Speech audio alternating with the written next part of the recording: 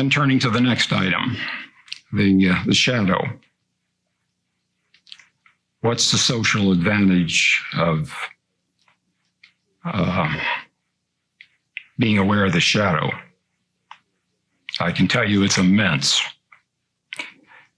Because as long as one is unconscious of the shadow,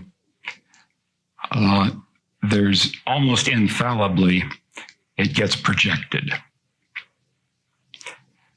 It gets projected onto somebody that provides some hook, some quality that maybe only in small degree that corresponds to the nature of one's own shadow. And then when that happens, the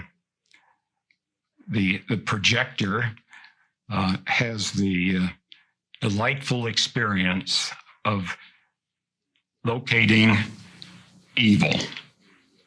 It's out there in you, and now I know what to attack in order to make the world a better place. And so,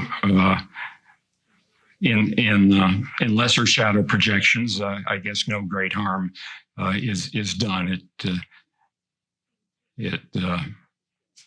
It's an abrasion in the general mechanics of ordinary human relationships.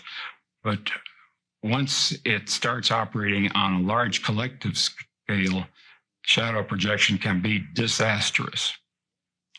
And I hardly need to spell out the examples of it, because they're everywhere to be seen, where you've got one faction opposing another faction and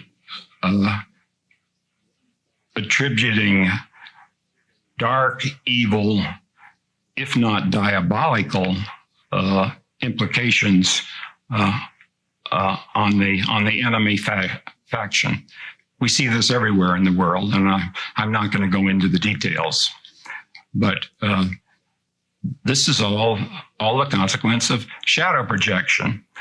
And it's really a disgrace for an educated and supposedly relatively mature human being to be caught engaging in a crude shadow projection in this day and age.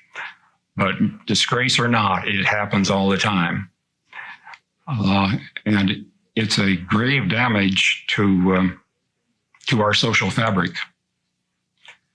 So to the extent that an individual, through the analytic process, becomes aware of his shadow, he is then inoculated from shadow projection, because he recognizes that the particular quality or idea or mode of living that is so annoying to him in the other person is an expression of his own shadow, which accounts for the annoyance.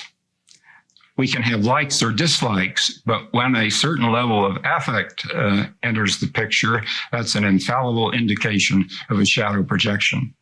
And people unconscious of their shadows are a grave danger to the welfare of society as a whole.